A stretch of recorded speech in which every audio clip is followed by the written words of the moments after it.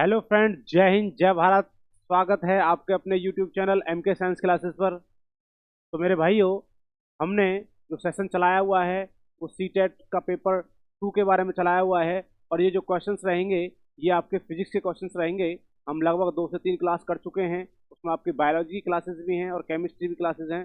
जो मेरा भाई चैनल से नया जुड़ा है वो चैनल को सब्सक्राइब कर ले, वीडियो को लाइक और शेयर करे। ठीक है बच्चों, स्टार्ट करते हैं। चलिए पहला क्वेश्चन देखिए। पहला क्वेश्चन है आपका कि किसी मनुष्य के शरीर का जो सामान्य तापमान होता है, सामान्य तापमान जो नॉर्मल आपका टेम्परेचर होता है, नॉर्मल टेम्परेचर की हम बात करते हैं तो वो कितना होता है। कि यहाँ पर कुछ नहीं लिख रखा, 65 डिग्री लिख रखा है, 95 डिग्री लिख रखा है। आप यहाँ ना ऐसे लिख लो 65 फ़ारेनहाइट, 95 डिग्री फ़ारेनहाइट ऐसे करके। ठीक है, 98 डिग्री फ़ारेनहाइट और 99 डिग्री फ़ारेनहाइट। तो ध्यान रखना, आपका जो शरीर का तापमान मापने की जो यूनिट होती है वो आपकी कई तरीके हो सकती है। एक सेल्सियस भी होता है। क्या होता है? एक होता है सेल्सियस, सेल्सियस। एक होता है फ़ारेनहाइट। ठीक है जी, फ़ारेनहाइट होता है। ये आपके टेम्परेचर को मेजर करने की यूनिट्स होती हैं, सेल्सियस, फ़ारेनहाइट। ठीक है जी। आपका केल्विन भी होता है। तो देखिए, यदि मैं बात करता हूँ normal body temperature, normal body temperature, normal body temperature की मैं बात करता हूँ तो देखिए, यदि मैं आपसे कहने लगूँ, देखिए, यदि सेल्सियस में कहने लगूँ तो वो होता है 37 डिग्री सेल्सियस। फ़ारेनहाइट में कह दूँ तो 98.6 डिग्री फ़ारेनहाइट। ठीक है जी। केल्विन में कहने लगूँ तो 310 केल्विन। ये आपके 3 यूनिट होती है भाई साहब।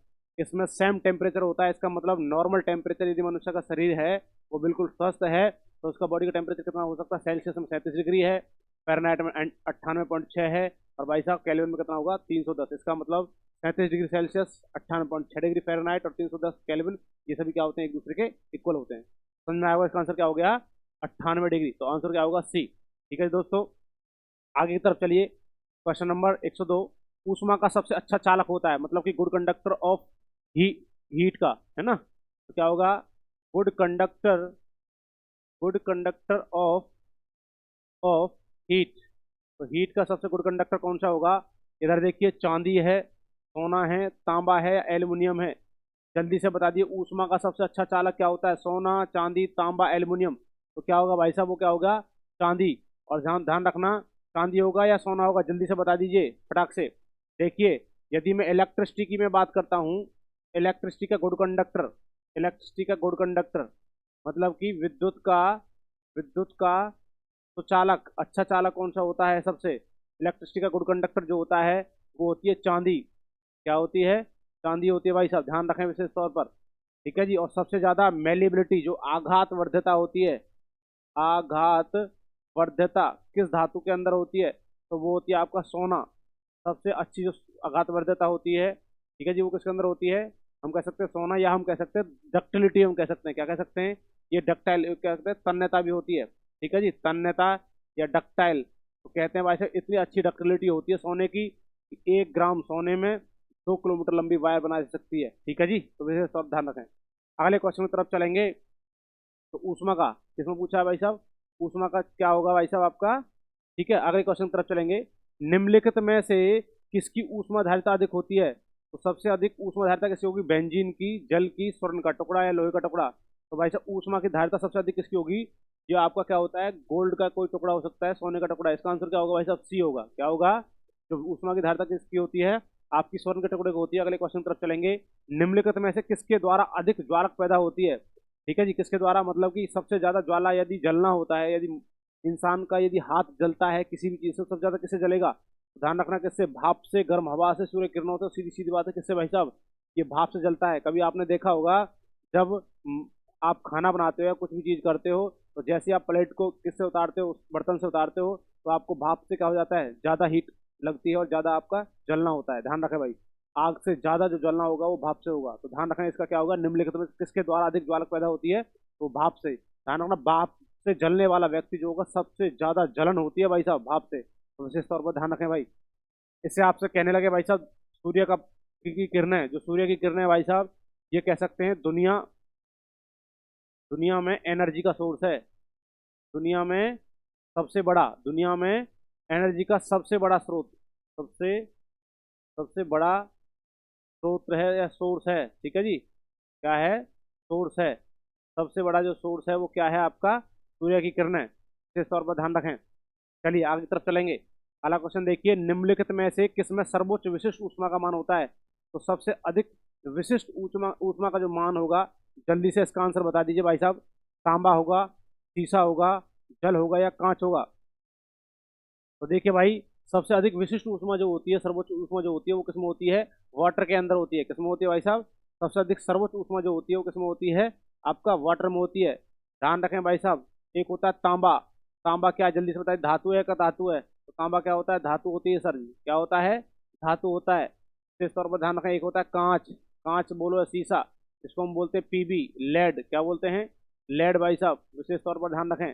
तो वाटर है, वाटर का आपका जनरल फार्मूला पूछ लेंगे तो H2O, क्या होता है, ये कंपाउंड है सर, क्या है, कंपाउंड है सर, क्या है, कंपाउंड है। विशेष तौर पर ध्यान रखें।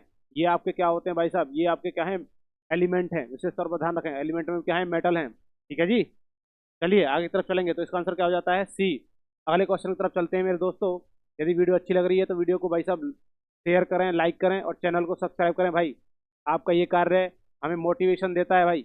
अगला क्वेश्चन है भाई साहब आपका, अगला क्वेश्चन देखिए, ऊष्मा का सबसे अच्छा चालक क्या है। तो ऊष्मा का सबसे अच्छा चालक क्या है, चांदी है, तांबा है, सोना है। जल्दी से बता दीजिए भाई साहब आंसर क्या होगा इसका। ऊष्मा का सबसे अच्छा चालक क्या होगा, चांदी होगा, तांबा होगा या सोना होगा। जल्दी से बताइए, पिछला शायद ये क्वेश्चन आया है पीछे भी। जल्दी से बता दीजिए क्या होगा, ऊष्मा का सबसे अच्छा चालक क्या होगा। जल्दी से बताइए, पिछला क्वेश्चन भी है भाई। जल्दी से बताइए, कमेंट में बता दीजिए इसका आंसर, कमेंट में बता दीजिए। अगला क्वेश्चन देखिए, आणविक संगठन के द्वारा ऊष्मा का संप्रेषण क्या कहलाता है। आणविक संगठन के द्वारा ऊष्मा का संप्रेषण क्या कहलाता है। तो भाई साहब, आणविक संगठन अन्वेषण के द्वारा ऊष्मा का जो संप्रेषण कहलाता है वो कहलाता है संवहन। क्या कहलाता है, संवहन कहलाता है। क्या कहलाता है मेरे दोस्तों, संवहन कहलाता है।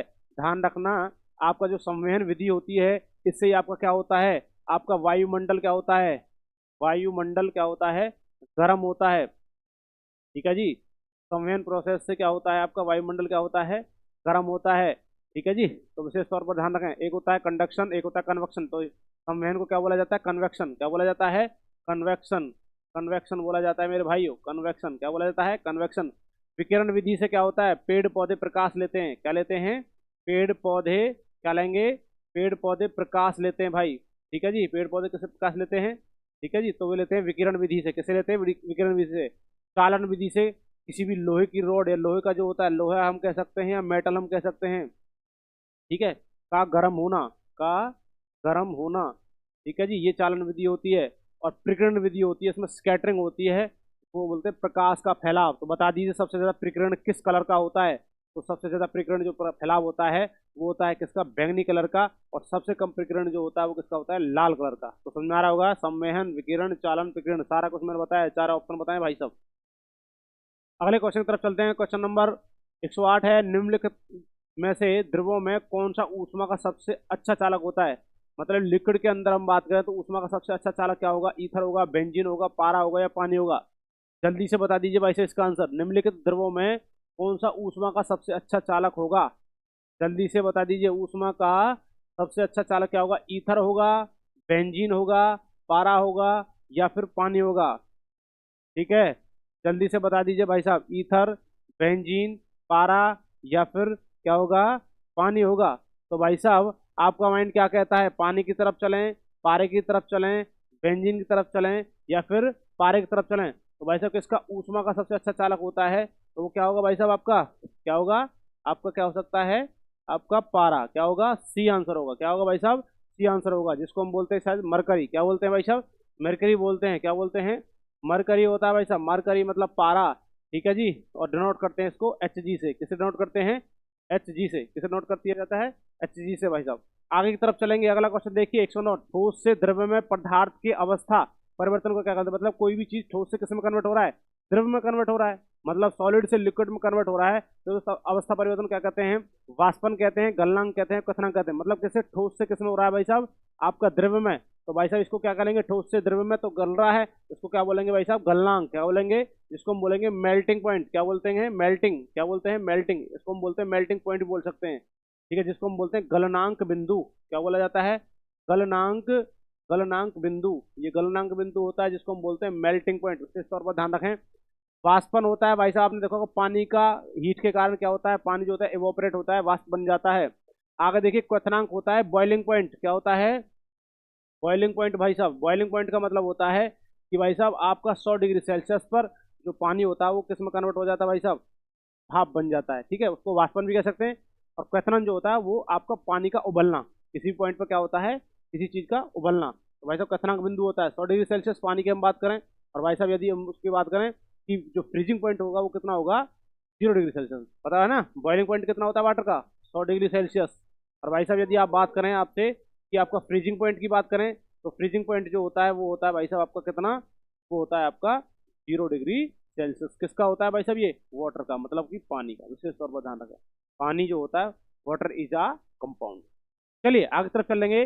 ठोस कपूर से कपूर वाष्प बनने की प्रक्रिया को क्या कहा जाता है, मतलब जो सॉलिड होता है, आपने देखा कपूर की गोली होती है, और भाई साहब आपको संदूक में या कहीं पर ऐसे डाल देते हैं ना आप, तो देखा होगा 2 या 4 या 10 दिन बाद वो क्या हो जाती है, वो गोली होती है वहां से क्या हो जाती है, खत्म हो जाती है, वो कपूर की जो गोली कैम्फ्यूर बोला जाता है इसको, तो क्या हो जाती है, वाष्प बन जाती है। तो उसको हम बोलते हैं आपका ऊर्ध्वपातन, क्या बोलते हैं, ऊर्ध्वपातन को बोलते हैं सब्लिमेशन, क्या बोला जाता है, सब्लिमेशन बोला जाता है, क्या बोला जाता है मेरे भाइयों, सब्लिमेशन प्रोसेस होता है, वाष्पीकरण मैंने बता दिया है, पिघलना वो हो गया, पिघलना को क्या बोलते हैं, मेल्टिंग, क्या बोलता जाता है, क्या बोला जाता है मेरे भाइयों, इसको मेल्टिंग बोला जाता है, वाष्पीकरण को इवोपरेशन बोला जाता है, ठीक है जी। तो ध्यान रखना, ठोस कपूर से कपूर वाष्प में बनने की प्रक्रिया क्या करते हैं, सॉलिड से सीधा कैसे बन रहा है, इवोपरेट हो रहा है, ठीक है, वेपर में कन्वर्ट हो रहा है, तो उसको क्या बोलेंगे, सब्लिमेशन। किसी द्रव्य का उसके क्वथनांक से पूर्व उसके वाष्प में बदलने की प्रक्रिया क्या कहते हैं, द्रव्य का उसके क्वथनांक से पूर्व उसके वाष्प में बदलने की प्रक्रिया को, सीधी सी बात है, वाष्प में बदलना है तो संघनन विधि बोलेंगे, हिमीकरण को बोलेंगे, या फिर वाष्पीकरण, वाष्प बन रहा है तो क्या होगा, वाष्पीकरण, क्या होगा भाई साहब, वो प्रोसेस क्या होती है, इवोपरेशन, वाष्पीकरण होता है, क्या होता है भाई साहब, इवोपरेशन होता है, वाष्पीकरण। आपने कभी कभी देखा होगा भाई साहब, कपड़े को आप धोते हो, कपड़े को धोने के बाद आपको उसको किसमें सुखाते हो, सूर्य के प्रकाश में सुखाया जाता है, तो पानी जो होता है वो क्या हो जाता है, इवोपरेट हो जाता है भाई साहब, हीट के कारण। अगला क्वेश्चन देखिए, क्वेश्चन नंबर 112, इसका मतलब 112 क्वेश्चन है। ऊष्मा गति के प्रथम नियम से संरक्षित होता है, ऊष्मा गति नियम के जो होता है उससे क्या संरक्षित होता है भाई साहब, तो भाई साहब ये प्रथम नियम जो है वो संवेग का है, ऊर्जा का है, या फिर ऊर्जा और संवेग दोनों का है। तो ऊष्मा गति के प्रथम नियम किससे संरक्षित है भाई साहब, ये आपका किससे है, आपका ऊष्मा गति किसका है, ऊर्जा का, एनर्जी का ही, क्या है भाई साहब, एनर्जी का है, ठीक है भाई साहब, हीट का ही है, किसका है, हीट का ही है। अगले क्वेश्चन की तरफ चलेंगे, जल्दी से बता दीजिए अगला क्वेश्चन देखिए। यदि किसी स्थान के तापमान में सहसा वृद्धि होती है तो अपेक्षित आर्द्रता क्या होगी, मतलब किसी स्थान के तापमान में सहसा क्या हो जाती है, वृद्धि हो जाती है, तो अपेक्षित आर्द्रता क्या होगी, तो अपेक्षित जो आर्द्रता होगी, जो ह्यूमिडिटी, रिलेटिव ह्यूमिडिटी होती है, वो क्या हो जाती है, घट जाती है, इसका मतलब डिक्रीज हो जाती है, क्या हो जाती है भाई साहब, तापमान में सहसा वृद्धि हो जाए, तापमान बढ़ा दिया जाए, तो वहां का अपेक्षित जो आर्द्रता होगी वो क्या हो जाएगी भाई साहब, घट जाएगी, ह्यूमिडिटी कम हो जाएगी जब तापमान बढ़ा दिया जाएगा, नॉर्मल सी बात है भाई साहब, ये तो पता होगा आपको, जब आपने टेम्परेचर बढ़ा दिया तो ह्यूमिडिटी ऑटोमेटिक सी कम हो जाएगी, घट जाएगी। अगले क्वेश्चन की तरफ चलते हैं भाई। ध्वनि तरंगों की प्रकृति होती है भाई साहब, ध्वनि तरंगों की प्रकृति कैसी होती है, तो ध्यान रखना, ये होती है अनुदैर्घ्य तरंगें, एक होती है ट्रांसवर्स, एक होती है लॉन्गिट्यूडनल। तो कैसी होगी भाई साहब, अनुदैर्घ्य, कैसी होती है, लॉन्गिट्यूडनल, कैसी होती है, एक होती है लॉन्गिट्यूडनल, ठीक है जी, लॉन्गिट्यूडनल होता है, और एक होता है ट्रांसवर्स, ठीक है, विशेष तौर पर ध्यान रखें। तो लॉन्गिट्यूडनल वेव्स जो होती है, ध्वनि जो होती है कैसी होती है, अनुदैर्घ्य तरंग होती है, जल्दी से बता दीजिए। इलेक्ट्रिसिटी होती है वो कैसी तरंग होती है, लॉन्गिट्यूडनल होती है, ट्रांसवर्स होती है, इलेक्ट्रिसिटी ध्वनि जो आपकी क्या होती है, विद्युत धारा। ध्वनि की चाल सबसे अधिकतम किसमें होगी, ध्वनि की चाल किसमें होगी, जल में होगी, वायु में होगी, निर्वात में होगी, इस्पात में होगी। तो सीधी सी बात है, ध्वनि की जो चाल होती है सबसे ज्यादा किसमें होती है, इस्पात में होती है भाई साहब, आप ध्यान रखना। इसको क्या कहते हैं, स्टील, किसमें, स्टील में। यदि ये ना है तो आपको क्या लगाना है, एल्यूमिनियम, क्या लगाना है, एल्यूमिनियम। विशेष तौर पर ध्यान रखें कि जो ध्वनि की जो चाल होती है सबसे ज्यादा जो होती है वो किसमें होती है, स्टील या एल्यूमिनियम में। होती कितनी है सर जी, 6420 मीटर पर सेकंड, कितनी होती है, 6420 मीटर पर सेकंड। यदि मैं बात करूं दूसरे नंबर पर, फिर आता है लोहा। यदि मैं पानी की बात करूं तो 1483 मीटर पर सेकंड, कितनी होती है, 1483 मीटर पर सेकंड। वायु की मैं बात करता हूं तो 332 मीटर पर सेकंड, और निर्वात में होती है भाई साहब जीरो, कितनी होती है, शून्य होती है। विशेष तौर पर ध्यान रखें, ध्वनि की चाल को चलने के लिए किसकी आवश्यकता होती है, मीडियम की आवश्यकता होती है, माध्यम की आवश्यकता होती है भाई साहब। यदि माध्यम नहीं होगा तो ध्वनि नहीं चलेगी। इसका मतलब मेरी आवाज तुम तक आ रही है तो बीच में एयर का माध्यम है, प्लस में किसका माध्यम भाई साहब, माइक का माध्यम है। समझ रहे हो भाई? तो विशेष तौर पर ध्यान रखें। परंतु जो आप पढ़ रहे हो जहां पर, और जहां से आपको लाइट दिखाई दे रही है, जो लाइट आपके पास आ रही है उसको कोई लेकर नहीं आ रहा है। यदि आप वैक्यूम भी बना देते हो तो वैक्यूम के अंदर आपकी जो है लाइट जो होगी वो रुकेगी नहीं, परंतु ध्वनि पर प्रभाव पड़ेगा, ध्वनि बिल्कुल नहीं चलेगी। क्या बोलते हैं निर्वात को भाई साहब? इसको बोला जाता है वैक्यूम। क्या बोला जाता है? वैक्यूम। वैक्यूम वो होता है मेरे भाइयों, वैक्यूम को कहते हैं क्या चीज? वैक्यूम समझिए, वैक्यूम वो होता है जहां पर आपका एयर, हवा, बिल्कुल कोई सी भी गैस नहीं आती है, वो आपका वैक्यूम बन जाता है मेरे दोस्तों। तो समझिए भाई साहब, यहां से आपको जल्दी से बता दीजिए, यदि आपसे लोहे की पूछने लगे, लोहे में, लोहा जो होगा जिसको आयरन बोलते हैं Fe, इस लोहे में साउंड की स्पीड कितनी होती है? तो वो होती है मेरे भाई साहब 5130 मीटर पर सेकंड। कितनी होती है? 5130 मीटर पर सेकंड। यदि मैं बात करता हूँ सबसे कम किस्म होती है गैस में, सबसे ज्यादा स्टील में, और मैं वैसे कर लूँ सबसे ज्यादा होती है सॉलिड में। किसमें होती है? सॉलिड में। और सबसे कम जो होती है, सबसे कम जो होती है वो होती है आपका गैस के अंदर। विशेष तौर पर ध्यान रखें। तो सॉलिड में सबसे ज्यादा ध्वनि की चाल और सबसे कम किस्म होती है गैस में। सॉलिड में सबसे ज्यादा किस्म होती है वो सर जी एल्यूमिनियम में। और मैं बात करूँ गैस, तो गैस में भी सबसे कम किस्म होती है, तो वो होती है भाई साहब कार्बन डाइऑक्साइड। कौन सी होती है? CO2।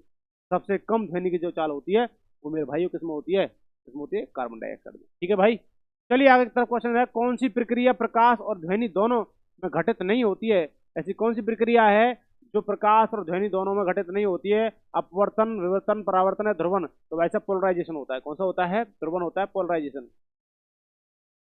ठीक है जी, पोलराइजेशन होता है। ठीक है जी, पोलराइजेशन होता है। इसके अंदर क्या होता है भाई साहब का, प्रकाश और ध्वनि दोनों घटित नहीं होती है। तो ऐसी कौन सी प्रक्रिया होती है जिसमें प्रकाश और ध्वनि दोनों में घटित नहीं होती है? पोलराइजेशन। अगला क्वेश्चन देखिए, ध्वनि तरंगें किसके कारण प्रतिध्वनि उत्पन्न करती है? मतलब कि ध्वनि जो तरंगें होती हैं वो किसके द्वारा प्रतिध्वनि जो होता है, ठीक है, वो आपका उत्पन्न करती है? विवर्तन होगा, अपवर्तन होगा, परावर्तन होगा। तो ध्वनि तरंगें किसके द्वारा प्रतिध्वनि उत्पन्न करती हैं? तो भाई साहब ये होता है प्रकाश का आपका क्या होगा? परावर्तन। क्या होगा? प्रकाश का परावर्तन, जिसको हम बोलते हैं, प्रकाश का परावर्तन नहीं है पता, तो ये क्या होगा? रिफ्लेक्शन होगा। क्या होगा? रिफ्लेक्शन। इसका मतलब ये होता है कि कोई भी साउंड होती है उससे टकरा कर वापस आती है, जिसको हम बोलते हैं रिफ्लेक्शन। क्या होता है? वो साउंड हो सकता है, मतलब हम कह सकते हैं वो लाइट की भी हो सकता है, और वो क्या हो सकता है, जो आपकी ध्वनि है उसकी वेव भी हो सकती है। ठीक है जी, तो ध्वनि तरंगें किसके कारण प्रतिध्वनि उत्पन्न करती हैं? तो भाई साहब ये ध्यान रखना, रिफ्लेक्शन करना। अगला क्वेश्चन देखिए, रेडियो का समस्वरण स्टेशन उदाहरण है? तो भाई साहब इसका है अनुनाद है, अपवर्तन है, व्यतिकरण है, परावर्तन है। जल्दी से बता दीजिए इसका आंसर क्या होगा? रेडियो का समस्वरण स्टेशन उदाहरण है, ये क्या है? अनुनाद है, अपवर्तन है, व्यतिकरण है, या फिर परावर्तन है। तो क्या होगा भाई साहब? इसको हम बोलते हैं रेजोनेंस। क्या बोलते हैं? रेजोनेंस। ठीक है जी, रेजोनेंस होता है भाई साहब, ये रेजोनेंस होता है, अनुनाद होता है, इसमें रेडियो का समस्वरण स्टेशन उदाहरण होता है। अगले क्वेश्चन तरफ चलेंगे। अगला क्वेश्चन देखिए, अगला क्वेश्चन है, डॉपलर प्रभाव संबंधित है? डॉपलर किससे? मुद्रा प्रचलन से है, मनोविज्ञान से, ध्वनि से। भाई साहब सभी को बताया जी, डॉपलर प्रभाव ध्वनि से है, किससे है? साउंड से। किससे है? डॉपलर प्रभाव किससे है? किससे भाई साहब? आपका डॉपलर इफेक्ट जो है वो किससे है भाई साहब? आपका ध्वनि से होता है। एक डॉपलर प्रभाव जिसको हम बोलते हैं, परंतु ध्यान रखना ये भी डिपेंड करता है, ठीक है जी, किस पर? मीडियम पर भी डिपेंड करेगा। तो ध्यान रखना, डॉपलर प्रभाव होता है साउंड पर। किस पर होता है? साउंड पर होता है। चलिए भाई साहब अगला क्वेश्चन देखिए, कौन सी तरंगें शून्य में संचरण नहीं कर सकती? ऐसी कौन सी वेव्स होती हैं जो भाई साहब शून्य होगा वहां पर ये गमन नहीं करेंगी या संचरण नहीं करेंगी? तो ऊष्मा की होंगी, ध्वनि की होंगी, प्रकाश की होंगी। अभी मैंने बताया था भाई साहब, जब जहां पर शून्य होगा, शून्य को भाई साहब हम ये भी कह सकते हैं वैक्यूम। क्या कह सकते हैं? वैक्यूम कह सकते हैं भाई। क्या कह सकते हैं? वैक्यूम, जिसको हम बोल सकते हैं निर्वात। तो ध्यान रखना, आपका जो क्या होगा, ऊष्मा होगी, चल सकती है भाई साहब। चलिए, क्या होगा? ऊष्मा। और एक है प्रकाश, प्रकाश चल सकता है। इसका आंसर होगा ध्वनि। कौन सा होगा? ध्वनि। तो ध्वनि को चलने के लिए किसी भी क्या होता है? माध्यम की आवश्यकता है। तो यहाँ पर तरंगें शून्य में संचरण नहीं कर सकती। तो आपका कौन सा हो गया भाई साहब? आपका आंसर हो गया बी, क्योंकि ध्वनि में जो होती है, ध्वनि को चलने के लिए किसी न किसी माध्यम की आवश्यकता होती है, और भाई साहब माध्यम नहीं रहेगा तो वो चलेगी नहीं। इसका मतलब मेरी आवाज आप तक पहुंच रही है, माध्यम के थ्रू पहुंच रही है। ठीक है जी, अगला क्वेश्चन देखिए, ध्वनि नहीं गुजर सकती? ध्वनि किससे नहीं गुजर सकती? वायु से, निर्वात से, स्टील से, जल से। देखिए वही क्वेश्चन आ गया। तो ध्वनि किससे नहीं गुजरेगी भाई साहब? वो नहीं गुजरेगी सर जी वैक्यूम से। किससे नहीं गुजरेगी? वैक्यूम। मतलब जहां पर क्या होगा, जिसको हम बोलते हैं निर्वात, वैक्यूम, वैक्यूम, वैक्यूम। भाई साहब विशेष तौर पर ध्यान रखना, बार बार मैं कह रहा हूँ, ध्यान रखना, वायु से, निर्वात से, स्टील से, जल से। तो ध्वनि भाई साहब वायु से चलती है, सिल से भी चलती है और भाई साहब जल से भी चलती है, तो किससे नहीं चलेगी भाई साहब? आपका गमन नहीं करेगी वैक्यूम में। वैक्यूम में क्योंकि कोई एयर नहीं होती है मेरे भाइयों। अगला क्वेश्चन देखिए, अगला क्वेश्चन देखिए, सबसे अधिक तीव्रता की ध्वनि उत्पन्न करता है, सबसे अधिक तीव्रता वाली ध्वनि कौन उत्पन्न करता है? तो बाघ करेगा, गोरिल्ला करेगा, बंदर करेगा, चिंपांजी। भाई चिंपांजी नहीं करेगा, बंदर भी नहीं करेगा, गोरिल्ला, इनसे सबसे तेज आवाज किसकी? बाघ की। तो सीधी बात, आंसर क्या हो गया? बाघ। सबसे ज्यादा जो ध्वनि उत्पन्न करता है वो कौन करता है भाई साहब? वो बाघ करता है, क्योंकि इसका जो पिच होती है वो कैसी होती है? वो कैसी? ज्यादा होती है। तारत्व जो होता है इसका कैसा होता है? ज्यादा होता है। ठीक है जी। अगला क्वेश्चन देखिए, ध्वनि का वेग सबसे अधिकतम होता है, ध्वनि का वेग सबसे अधिकतम किसमें होगा? लोहा में, वायु में, जल में, पारे में। इसके अकॉर्डिंग मैं बात करता हूं तो सबसे कम जो होगा वो सबसे कम तो होगा किसमें? किसमें? वायु के अंदर। और सबसे ज्यादा किसमें होगा? लोहे में। किसमें होगा भाई साहब? लोहे में। कितना होता है सर जी? 5130 मीटर पर सेकंड। मतलब कि एक सेकंड में भाई साहब लगभग 5 किलोमीटर आपकी क्या है? साउंड ट्रेवल कर सकती है, चल सकती है भाई। ध्वनि का वेग अधिकतम किसमें होगा? लोहे में। और इनसे भी ज्यादा आप यहाँ पर आंसर होगा तो वो होगा आपका एल्यूमिनियम। क्या होगा? एल्यूमिनियम कह दो। ठीक है जी, एल्यूमिनियम कह दो। या फिर आप कह सकते हो स्टील। क्या कह सकते हो? स्टील। तो कितना होता है? 6420 मीटर पर सेकंड भाई। 6420 मीटर पर सेकंड, विशेष तौर पर ध्यान रखना भाई। ठीक है, तो ध्यान रखना। आगे चलते हैं, पानी के अंदर मैं बात करता हूँ। पानी के अंदर कितनी होती है भाई साहब? आपका 1483 मीटर पर सेकंड। और भाई साहब आपका वायु में कितनी होती है? 332 मीटर पर सेकंड। वैसे ही लग रहा होगा आपको ये सबसे कम है और सबसे ज्यादा किसमें है? इसमें। अगला क्वेश्चन देखिए, जब ध्वनि तरंगें चलती हैं तो वो अपने साथ क्या ले जाती हैं? जब ध्वनि तरंगें चलती हैं तो अपने साथ क्या ले जाती हैं भाई साहब? द्रव्यमान, ध्वनि या ऊर्जा? तो ध्यान रखना, जब ध्वनि तरंगें चलेंगे, ध्वनि तो जा ही रही है, तो अपने साथ क्या लेंगे? एनर्जी। क्या ले जाती है? एनर्जी। क्या ले जाती हैं? एनर्जी ले जाती है। आपने देखा होगा कभी आप किसी के पास जाकर के उसके कान पर चिल्लाते हो, चिल्लाते हो, तो भाई साहब क्या होगा? वो क्या होता है? बड़ा इरिटेट हो जाता है, क्योंकि उसमें साउंड में क्या होती है? एनर्जी होती है। वो वहां पर आपके पास चिल्लाएगा, चिल्लाने से आपको क्या होगा? इरिटेट होगा, क्योंकि उसमें साउंड में क्या आ रही है? एनर्जी आ रही है। विशेष तौर पर ध्यान रखें। ठीक है जी, क्या हो गया? एनर्जी। अगला क्वेश्चन देखिए, अगला क्वेश्चन है, जब प्रकाश के लाल, हरा व नीला रंगों को समान अनुपात में मिला दिया जाए तो क्या रंग बनेगा? ऐसा कौन सा रंग बनेगा लाल, हरा, नीले को मिलाने पर? तो भाई साहब आपका रंग बनता है जी सफेद। कैसा बनता है? सफेद, व्हाइट कलर। ठीक है जी, ध्यान रखें। कौन सा कलर बनता है? सफेद कलर बनता है भाई। लाल, हरा, नीला।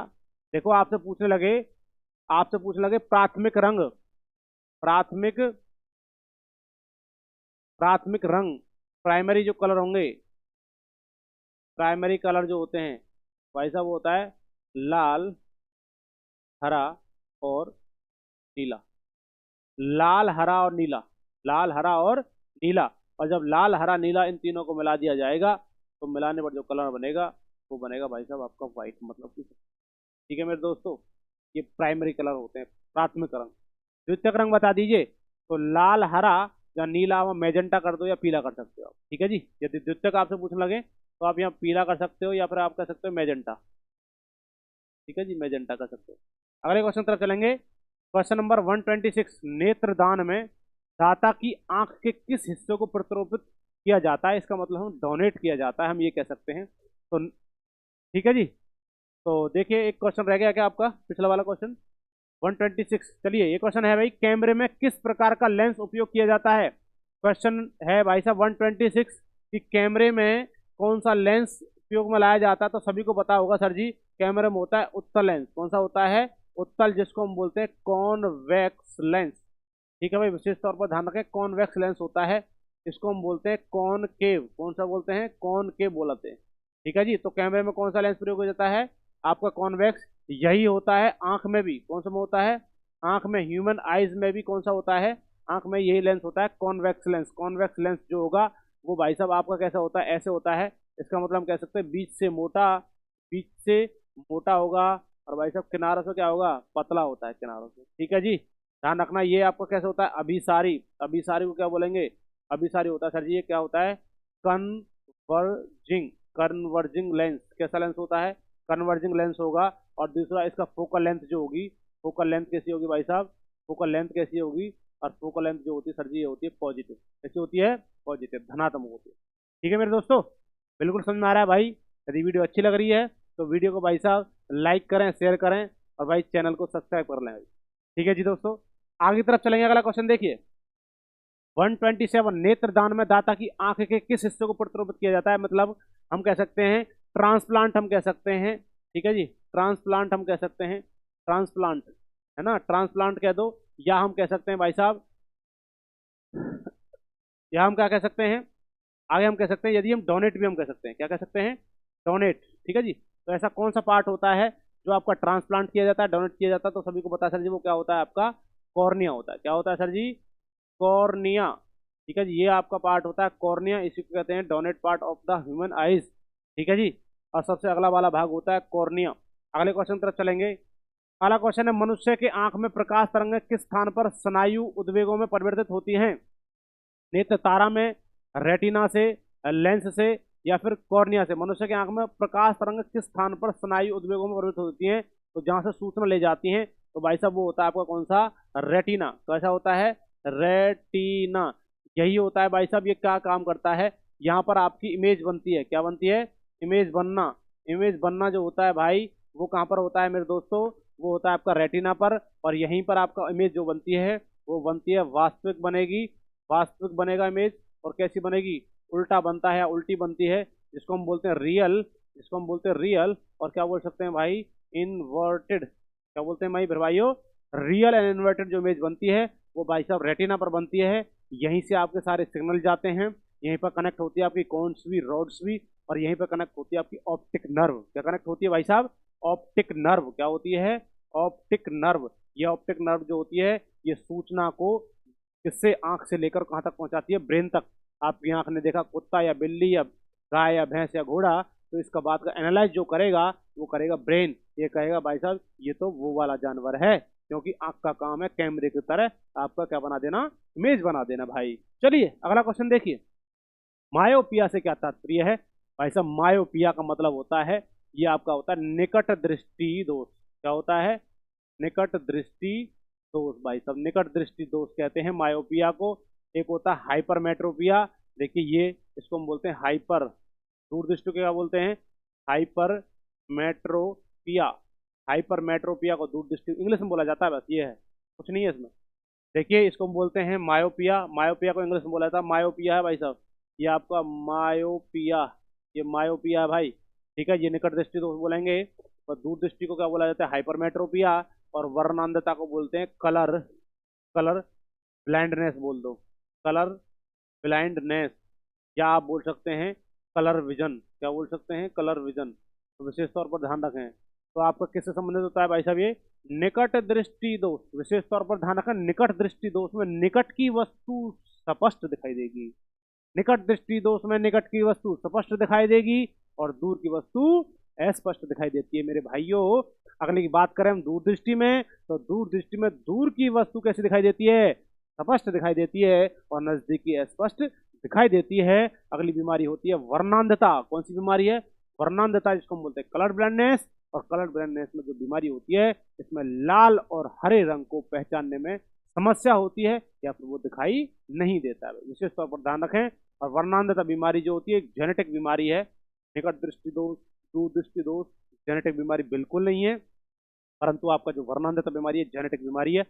इसका जो ट्रांसफर होता है, जिसके माध्यम से वो फीमेल होती है, ट्रांसपोर्टर जो होती है, वाहक जो होती है, वो फीमेल होती है। और जो इससे ग्रसित होता है, अफेक्टेड होता है, वो मेल होता है, मतलब कि पुरुष होता है। अगला क्वेश्चन देखिए भाई साहब, 130 क्वेश्चन देखिए, दूरबीन का आविष्कारक कौन कहा जाता है भाई साहब? तो वो कहा जाता है आपका, सभी को पता होगा, गैलीलियो। कौन है भाई साहब, गैलीलियो। भाई साहब वैसे नामकरण तो बहुत भी हैं, परंतु ध्यान रखना, इन्होंने सबसे पहले दूरबीन का जो निर्माण किया था, वो वही व्यक्ति हैं। कौन, गैलीलियो। कौन है, गैलीलियो। और बता दीजिए गैलीलियो ने किसकी खोज करी थी, फटाक से बताइए। अगला क्वेश्चन देखिए, पानी से भरे तालाब की गहराई किस कारण कम दिखाई देती है? तो सभी को पता होगा, ये दिखाई देती है प्रकाश का अपवर्तन। प्रकाश का, प्रकाश का, प्रकाश का अपवर्तन, इंग्लिश में बोलते हैं रिफ्रैक्शन, रिफ्रैक्शन ऑफ लाइट। इसमें होता क्या है कि भाई साहब, जो भी लाइट रेयर मीडियम से डेंसर मीडियम में जाती है, तो अपने पथ से विचलित हो जाएगी, ठीक है जी। तो ध्यान रखना, ऊपर कैसा मीडियम था, रेयर मीडियम था। पानी से भरे तालाब की जो गहराई है, इस कारण कम दिखाई देती है। तो आप रेयर मीडियम में खड़े हो और देख रहे हो डेंसर मीडियम में, क्योंकि हवा है वो रेयर मीडियम है, पानी जो वो डेंसर मीडियम में है।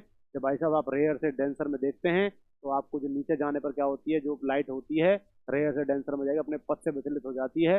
विशेष तौर पर ध्यान रखो, अभिलंब की ओर झुकेगी या अभिलंब से परे हटेगी, ये आप कमेंट करके मुझे बताएंगे भाई। ठीक है जी। और ये बता दीजिए एंगल ऑफ इंसिडेंट जो होता है वो रिफ्लेक्टर एंगल से बड़ा बनेगा या फिर कम बनेगा, कब, जब रेयर टू डेंसर जा रही हो। कब जा रही हो, रेयर टू डेंसर। ठीक है जी। रेयर टू डेंसर को बोलते हैं विरल से सघन, विरल से सघन। विशेष तौर पर बताइए भाई। बहुत सारे एग्जांपल होते हैं भाई साहब इसके, देखिए बताते हैं एग्जांपल आपको। इसका एग्जांपल होता है भाई साहब आपका वास्तविक गहराई जो होती है, मछली जैसे तालाब में डूबी हुई होती है तो वास्तविक गहराई से ऊपर उठी हुई दिखाई देगी। आप पानी के अंदर सिक्का डाल दीजिए, वो भी आपको वास्तविक गहराई से ऊपर उठा हुआ दिखाई देगा। आप कांच का गिलास लीजिए, उसमें पानी भरिए, पेन को ऐसे डालिए, वो आपको थोड़ा सा टेढ़ा दिखाई देगा। आप उंगली डाल सकते हैं, वो भी टेढ़ी दिखाई देगी। ठीक है जी। विशेष तौर पर ध्यान रखें, सूर्य उदय और सूर्य अस्त से पहले जो आपको 1 या 2 घंटे पहले दिखाई देता है, वो भी जो सूर्य दिखाई देता है प्रकाश का अपवर्तन होता है। विशेष तौर पर ध्यान रखें भाई, ये सारे एग्जाम्पल जो होते हैं किसका होते हैं, प्रकाश के अपवर्तन के, क्योंकि उसमें क्या होता है, मीडियम चेंज होता है। अगला क्वेश्चन देखिए, क्वेश्चन नंबर 132। साबुन के बुलबुले के चमकीले रंग निम्नलिखित में से किसके कारण होते हैं? तो प्रकीर्णन के कारण, विक्षेपण के कारण, विवर्तन के कारण। तो भाई साहब ये क्या होता है, भाई साहब जल्दी से बताइए इसका आंसर। साबुन के बुलबुले के चमकीले रंग निम्नलिखित में से किसके कारण होते हैं? प्रकीर्णन है, विक्षेपण है या फिर विवर्तन है? जल्दी से बताइए आंसर जी, क्या होगा? प्रकीर्णन होगा भाई साहब। क्या होगा? स्कैटरिंग होगा। क्या होगा? Scattering of light. साबुन के बुलबुले जो चमकते हैं वो स्कैटरिंग ऑफ लाइट होता है भाई साहब, ध्यान रखें। ठीक है, आपने देखा होगा, आप साबुन के बुलबुले कह सकते हो, सर्फ के बुलबुले कह सकते हो, डिटर्जेंट के बुलबुले कह सकते हो, आपको चमकते हैं ना वो, तो प्रकाश के स्कैटरिंग होता है, लाइट स्कैटरिंग ऑफ लाइट, प्रकीर्णन होता है भाई साहब। अगला क्वेश्चन देखिए, निम्नलिखित में से किसमें उच्चतम ऊर्जा होती है? तो भाई साहब वो कौन सा कलर होता है जिसमें उच्चतम एनर्जी होगी? बहुत से बच्चे सीधा लाल कलर पर जाते हैं, परंतु लाल से ज्यादा जो होती है वो नीला कलर होता है। कौन सा कलर होता है? आपका ब्लू कलर होता है, जिसमें आपकी सबसे ज्यादा एनर्जी होती है। फिर आप कलर पे किस पे आ सकते हो? लाल कलर पे आ सकते हो। तो सबसे ज्यादा जो होती है इसमें किसमें होती है? आप में किसमें होती है भाई साहब? नीले कलर में होती है मेरे भाइयों। अगला क्वेश्चन देखिए, निम्नलिखित प्रकरणों में से किस एक के साथ पद CMY के संबंधित है? ऐसा कौन सा प्रकरण है जो एक CMY के से संबंधित है? तो भाई साहब इसका आंसर होता है ऑफसेट प्रिंटिंग। किससे संबंधित हुआ है? Offset printing. ये कह सकते हैं हम, एक संबंध किससे रखता है? CMY के किससे संबंधित रखता है? Offset printing. किससे रखता है भाई साहब? ऑफसेट प्रिंटिंग से रखता है। अगला क्वेश्चन देखिए, क्वेश्चन नंबर 135। जल में वायु का बुलबुला किसकी भांति व्यवहार करेगा? उत्तल लेंस की तरह, उत्तल दर्पण की तरह, अवतल लेंस की तरह या अवतल दर्पण की तरह? तो किसकी तरह बिहेव करेगा भाई साहब? जल में वायु का बुलबुला किसकी भांति कार्य करेगा? तो वे करेगा भाई साहब अवतल लेंस की तरह। किसकी तरह भांति काम करेगा? अवतल लेंस की तरह। देखिए बेटा, मैं बात करता हूँ जल में वायु का बुलबुला किसकी भांति व्यवहार करेगा, तो अवतल लेंस की तरह, और दिखेगा तो किसकी तरह? उत्तल लेंस की तरह। विशेष तौर पर ध्यान रखें, दिखना तो किसकी तरह भाई साहब? ऐसे बनेगा, तो ध्यान रखना वो किसकी लेंस की तरह बन रहा है आपका? वो बन रहा है उत्तल लेंस की तरह, पर व्यवहार जो करता है वो किस तरह करता है? अवतल लेंस। विशेष तौर पर ध्यान रखें इस बात का। अगला क्वेश्चन देखिए, प्रकाश की गति किसके बीच से जाते हुए न्यूनतम होती है? तो प्रकाश की जो गति होती है सबसे कम जो होती है किसमें होती है भाई साहब? वायु में, जल में, कांच में, निर्वात में। तो ध्यान रखें भाई साहब, वायु में देखो, ध्यान रखना, स्पीड जो होती है ना, लाइट की जो स्पीड होती है सबसे ज्यादा, लाइट की स्पीड, हम बात करते हैं लाइट की स्पीड जो होती है सबसे ज्यादा, वैसे हम कह सकते हैं वो वैक्यूम में होती है। इसको कोई रुकावट ना चाहिए, तो वैक्यूम में मतलब निर्वात में, मतलब कि लाइट को चलने के लिए ना माध्यम की आवश्यकता है ही नहीं, क्योंकि लाइट की जो स्पीड होती है ना वैक्यूम में, बात करता हूँ 3 × 10⁸ क्या होती है? 3 × 10⁸ या हम कह सकते हैं 3 लाख, 3 लाख क्या कह सकते हैं? किलोमीटर, है ना, 3 लाख किलोमीटर हम कह सकते हैं, 3 लाख किलोमीटर पर सेकंड कह सकते हैं। ठीक है भाई, विशेष तौर पर ध्यान रखें। तो भाई प्रकाश की गति किसके बीच से जाते समय न्यूनतम होती है? तो भाई साहब वायु के अंदर तो तेज होगी, जल के अंदर भी हो सकती है, निर्वात में तो सबसे ज्यादा होती है। तो इसमें आपका क्या होती है? सबसे कम किसमें होगी भाई साहब? कांच के अंदर। किसमें होगी? कांच। तो रुकावट पैदा करेगा, सॉलिड है, आंसर क्या होगा? सी होगा मेरे भाई हो। अगला क्वेश्चन देखिए, क्वेश्चन नंबर 137। किसी तारे के रंग से तारे का क्या पता चलता है? सभी को पता है, जब तारा अच्छी तेज चमक रहा है तो सीधी सी बात, उसमें क्या होगी भाई साहब? एनर्जी होगी, हीट होगी, भाप होगी। ठीक है, तो क्या होगा भाई साहब? ध्यान रखना, उसमें क्या होगा? हीट होगी। क्या होगा? तारे का ताप बताता है, क्योंकि सूर्य भी क्या है? सूर्य भी एक तारा है। सूर्य भी क्या है? तारा। तो तुम्हें पता होगा इस बात का, सूर्य भी एक तारा है, इस तारे के हम चक्कर लगा रहे हैं, इसका मतलब पूरे के पूरे जो आपके प्लेनेट हैं, जो आपके ग्रह चक्कर लगाते हैं सूर्य के, तो भाई उसमें ज्यादा तेज ताप है, बहुत ज्यादा तेज ताप है तभी तो आपको क्या दे रहा है, हीट दे रहा है ना, तो ध्यान रखें। अगला क्वेश्चन देखिए, निम्नलिखित तिथियों में से किसमें दोपहर को आपकी छाया सबसे छोटी होती है? 12 अप्रैल, 2 मार्च, 18 मार्च या 21 जून? तो क्या होगा भाई साहब, 21 जून। क्या होगा भाई साहब, 21 जून जो होता है उसमें क्या होगा, निम्नलिखित तिथियों में से किसमें दोपहर को आपकी छाया सबसे छोटी होती है? तो वो क्या होता है, 21 जून। भाई साहब बिल्कुल गर्मी है, क्या है, गर्मी है, अला गर्मी का महीना चल रहा है ना, तो ध्यान रखना उस टाइम क्या है, गर्मी है। चलिए अगला क्वेश्चन देखिए, पीले रंग का पूरक रंग है, पीले रंग का पूरक रंग जो होता है, फटाक से इसका आंसर बता दीजिए। नारंगी होगा, लाल होगा, या फिर नीला होगा, या फिर क्या होगा, हरा होगा? चलिए तो इसका जब क्या होगा भाई साहब आपका, नीला कलर। क्या होगा भाई साहब आपका, इसका नीला कलर होगा। पीले रंग का पूरक जो होता है वो कौन सा होता है, नीला होता है। क्या होता है, नीला, ठीक है जी, क्योंकि इससे पीला कलर बनता है मिलने से। चलिए आगे देखिए, पानी के ऊपर तेल परत का चमकना उदाहरण है व्यतिकरण का, प्रकीर्णन का, अपवर्तन का? तो पानी के ऊपर तेल की परत का चमकना जो उदाहरण है वो कहलाता है व्यतिकरण का। किसका कहलाता है, व्यतिकरण का कहलाता है भाई साहब, ठीक है जी। व्यतिकरण होता है पानी के ऊपर तेल का जो परत होती है। अच्छा ये बता दीजिए, यदि आप पानी में क्या मिला रहे हो, ऑयल मिला रहे हो, तेल मिला रहे हो, तो ये बता दीजिए कौन सा मिश्रण है, कौन सा सॉल्यूशन है, सैचुरेटेड है, अनसैचुरेटेड है? जल्दी से बता दीजिए, सैचुरेटेड, अनसैचुरेटेड, सुपर सैचुरेटेड है? या फिर ये बता दीजिए आपका, ये आपका होमोजीनियस है या हेट्रोजीनियस है? जल्दी से बता दीजिए। तो कोई चीज किसके अंदर ना घुले तो कैसा होगा, कौन सा होगा, एक हेट्रोजीनियस। और किसी अंदर मिल जाता है तो उसको क्या बोलते हैं, होमोजीनियस। इसका मतलब समांगी सॉल्यूशन हो सकता है, विषमांगी मिश्रण हो सकता है, ठीक है जी। तो अगला क्वेश्चन देखिए, अगला क्वेश्चन देखिए, तरन तरन ताल वास्तविक गहराई से कम गहराई दिखाई देता है, जिसका क्या कारण है? तरन ताल वास्तविक गहराई से कम गहराई दिखाई देता है, तो वही आंसर आ गया भाई साहब, ये तो त्रिरण है, व्यतिकरण है, अपवर्तन है। तो सीधे सीधे किसके कारण है, अपवर्तन। वही है भाई साहब, वो आपका जो मछली है ना, वो वास्तविक गहराई से ऊपर उठी हुई दिखाई देती है। जो सिक्का होता है 5 का, पानी के अंदर आप डाल दो, आपको ऐसा लगेगा ऊपर पड़ा है, आप हाथ डाल दो भाई साहब, पूरा पूरा हाथ चला जाता है, फिर भी आपको सिक्का हाथ नहीं आता है। ऐसी मछली हाथ नहीं आती है क्योंकि वो बहुत नीचे है भाई साहब, आपको लगा ऐसा रहा है क्योंकि प्रकाश का अपवर्तन के कारण, क्योंकि इसमें रेयर टू डेंसर लाइट जाती है, तो भाई साहब अपने पथ से लाइट जो होती है, जो इमेज जो होती है वो क्या हो जाती है, विचलित हो जाती है। समझ में आ रहा है ना इस बात का? तो ध्यान रखें, इसका आंसर क्या होगा, अपवर्तन, क्योंकि तरंताल वास्तविक गहराई से कम गहराई दिखाई दे रहा है, तो इसके मतलब वो क्या हो गया, अपवर्तन हो जाता है, refraction of light, refraction of light, refraction of light.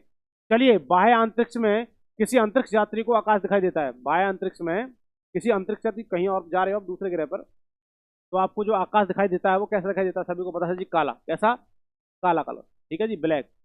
कैसा कलर दिखाई देता है, ब्लैक। यहाँ से देखने पर आपको कैसा दिखाई दे रहा है भाई साहब, कैसे दिखाई दे रहा है, नीला।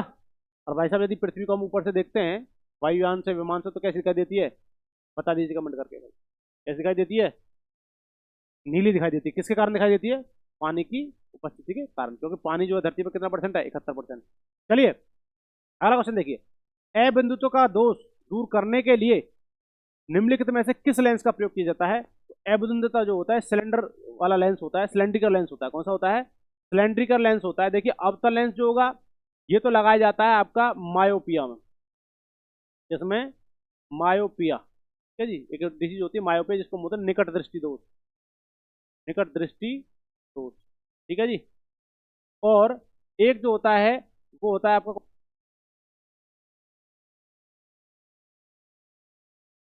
एक होता है आपका कौन सा, उत्तल लेंस, जिसको हम बोलते हैं, ये लगाया जाता है हाइपर मेट्रोपिया, इसमें लगाया जाता है हाइपर मेट्रोपिया, जिसको हम बोलते हैं दूर दृष्टि दोष।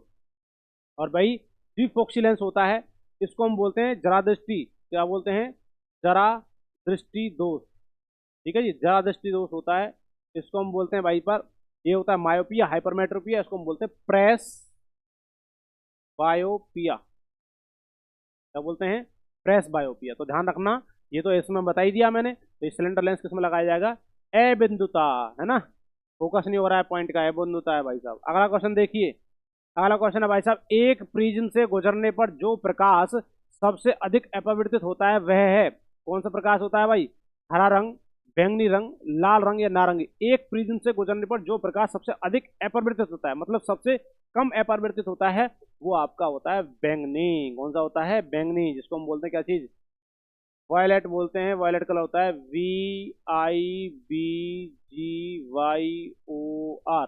VIBGYOR, violet, indigo, blue, green, yellow, orange, red. समझ में आ रहा है भाई? तो ध्यान रखना, ये इंद्रधनुष में जो कलर दिखते हैं आपको, तो इसमें क्या होगा, एक प्रिज्म से गुजरने पर जो प्रकाश सबसे अधिक अपवर्तित होता है वो कौन सा होता है भाई साहब? वॉयलेट कलर होता है, बैंगनी कलर होता है।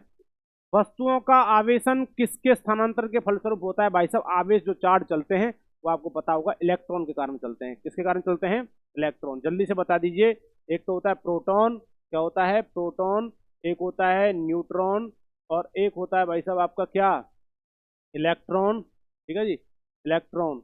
इनके बारे में बात करें तो प्रोटॉन के खोजकर्ता कौन है, न्यूट्रॉन के कौन है? तो देखिए, न्यूट्रॉन के हैं चैडविक। कौन है? चैडविक, जिसको हम बोलते हैं जेम्स चैडविक। ठीक है जी, न्यूट्रॉन खोजकर्ता कौन है? जेम्स चैडविक हैं। और भाई साहब प्रोटॉन के जेम्स चैडविक हैं, और प्रोटॉन के हैं रदरफोर्ड। कौन है भाई साहब? रदरफोर्ड हैं। और भाई साहब इलेक्ट्रॉन के कौन है, आप बता दीजिए जल्दी से। ये होता है थॉमसन, जे थॉमसन। थॉमसन। ठीक है जी बच्चों, तो ध्यान रखना, तीनों में खोजकर्ता लिखे हैं चैडविक, रदरफोर्ड और थॉमसन। आप कमेंट करके बताइए इन तीन में से गोल्डस्टीन किसका है? गोल्डस्टीन, जल्दी से बता दीजिए, गोल्डस्टीन किसका इन्वेंटर है? देखिए पॉजिट्रॉन दिख रहा है ना आपको, ये होता है पॉजिट्रॉन। ये भाई साहब आपका एंटी पार्टिकल है, anti particles of electron. Positron जो है भाई साहब वो इलेक्ट्रॉन का क्या है? एंटी पार्टिकल्स होता है। यदि खोजकर्ता की मैं बात करता हूं तो इसके खोजकर्ता थे एडरसन। क्या नाम है? एडरसन। एडरसन, एक व्यक्ति हुए जिनका नाम था एडरसन। इन्होंने बताया था किसके बारे में? पॉजिट्रॉन। पॉजिट्रॉन इलेक्ट्रॉन का एंटी पार्टिकल्स होता है। ठीक है जी, विशेष तौर पर ध्यान रखना, पॉजिट्रॉन इलेक्ट्रॉन के खोजकर्ता। सभी के मैंने खोजकर्ता चारों के चारों बता दिए, इनके खोजकर्ता कौन? अगला क्वेश्चन देखिए, अति चालकता का लक्षण है। अति चालकता का लक्षण क्या है? उच्च पारगम्यता, अनंत पारगम्यता, शून्य पारगम्यता या निम्न पारगम्यता। तो भाई साहब इसका क्या होगा? अति चालकता का लक्षण जो होता है वो होता है उच्च पारगम्यता। क्या होता है? हाई परम्यूएबल। क्या होता है? हाई परम्यूएबल होता है पारगम्यता। आगे देखिए, अगला क्वेश्चन देखिए, शुष्क सेल कैसे होते हैं भाई साहब? आपको पता हो शुष्क सेल जो होते हैं, जो आपके ड्राई सेल होते हैं, ड्राई सेल जो होते हैं आपके कैसे सेल होते हैं भाई साहब? ड्राई सेल जो होते हैं ये होते हैं आपके प्राइमरी सेल। कैसे होते हैं? प्राइमरी। ठीक है जी, कैसे होते हैं?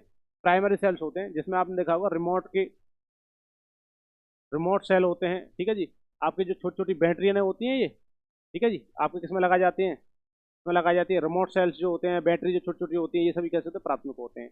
इन्वर्टर की बैटरी कैसे होता है? द्वितीयक सेल होता है बहन भाइयों। कौन सा होता है? आपका जो इन्वर्टर बैटरी होती है, इन्वर्टर, इन्वर्टर बैटरी जो होती है ये कैसी होती है मेरे भाइयों? ये होती है आपकी द्वितीयक सेल होता है। ठीक है, चलिए अगले क्वेश्चन पर चलेंगे। अगला क्वेश्चन है आपका, अगला क्वेश्चन कौन सा है आपका? देखिए 148, तड़ित चालक का आविष्कार किसने किया? Lord Lister, Benjamin Franklin, Graham bell.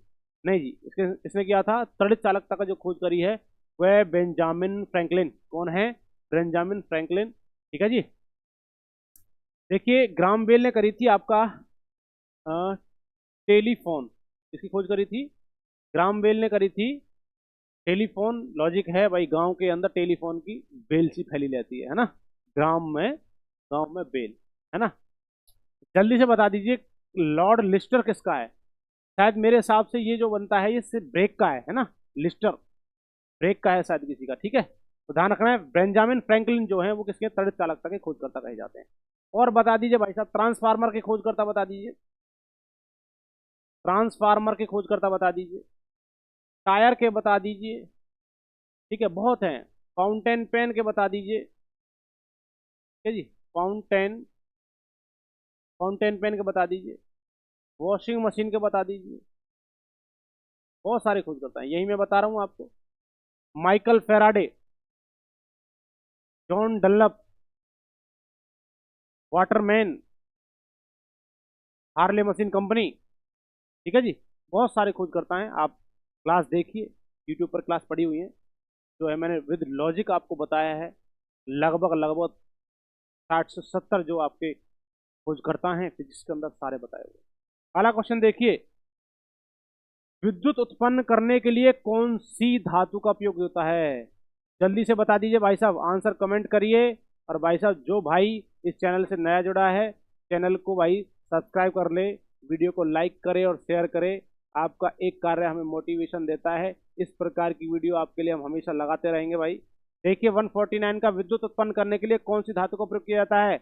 लोहा, यूरेनियम, तांबा। तो क्या होगा भाई साहब? यूरेनियम होता है। कौन सा होता है? यूरेनियम होता है। आपने सुना होगा यूरेनियम 235।